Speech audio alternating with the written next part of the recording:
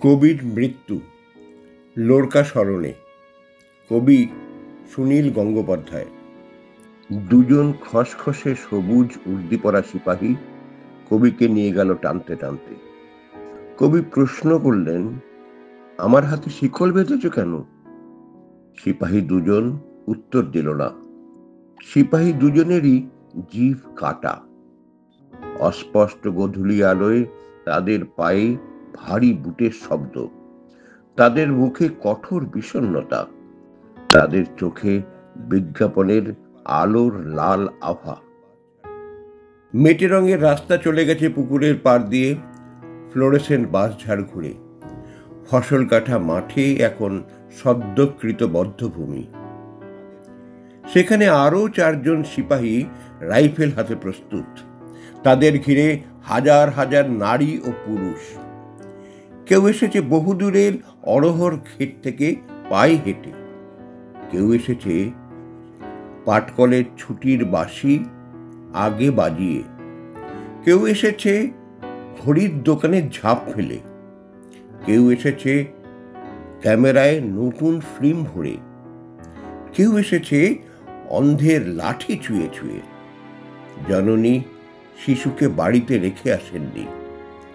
যুবক এনেছে তার যুবতীকে, বৃদ্ধ ধরে আছে বৃদ্ধতরের কাঁধ। সবাই এসেছে একজন কবির হত্যার দৃশ্য প্রত্যক্ষ করতে। খুঁটির সঙ্গে বাঁধা হলো কবিকে। তিনি দেখতে লাগলেন তার ডান হাতের আঙুলগুলো। কনিষ্ঠে একটি তিল, অনামিকা অলঙ্কারহীন, মধ্যমায় ঈষৎ টনটনে ব্যথা, তর্জনী সংকেতময়, বৃদ্ধাঙ্গুলি বিভৎস বিকৃত। কবি সামান্য হাসলেন।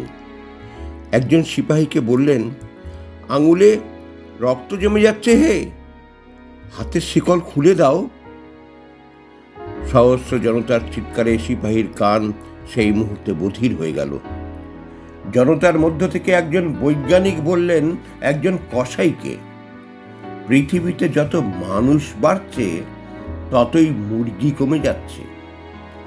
একজন আদার ব্যাপারী জাহাজ মার্কা বিড়ি ধরিয়ে বললেন, কাঁচা লঙ্কা তো আজকাল তেমন ঝাল নেই। একজন সংশয়বাদী উচ্চারণ করলেন আপন মনে, বাপের জন্মেও এত বেজম্মা দেখিনি শালা। পরাজিত এমএলএ বললেন একজন ব্যায়ামবীরকে, কুচকিতে বড় আমবাত হচ্ছে হে আজকাল। একজন ভিখিরি খুচরো পয়সা ভাঙিয়ে দেয় বাদামালাকে। একজন পকেটমারের হাত অপসাৎ অবশ হয়ে যায়। একজন ঘাটোয়াল বন্যার চিন্তায় আকুল হয়ে পড়ে। একজন প্রধানা শিক্ষয়িত্রী তার ছাত্রীদের জানালেন, প্লেটো বলেছিলেন। একজন ছাত্র একটি লম্বা লোককে বলল, মাথাটা পকেটে বলুন দাদা। এক নারী অপর নারীকে বলল, এখানে একটা গ্যালারি বানিয়ে দিলে পারত। একজন চাষি একজন জন্মজুরকে পরামর্শ দেয়, বউটার মুখে ফলিডল ঢেলে দিতে পারো না। একজন মানুষকে বলে, রক্তপাত ছাড়া পৃথিবী উর্বর হবে না। তবু একজন যেন সমস্যারে চেঁচিয়ে উঠল, এ তো ভুল লোক এনেছে, ভুল মানুষ, ভুল মানুষ। রক্ত গোধূলির পশ্চিমে জ্যোৎস্না, দক্ষিণে মেঘ। বাঁশবনে ডেকে উঠল বিপন্ন শেয়াল। নারীর অভিমানের মতন পাতলা ছায়া ভাসে পুকুরের জলে।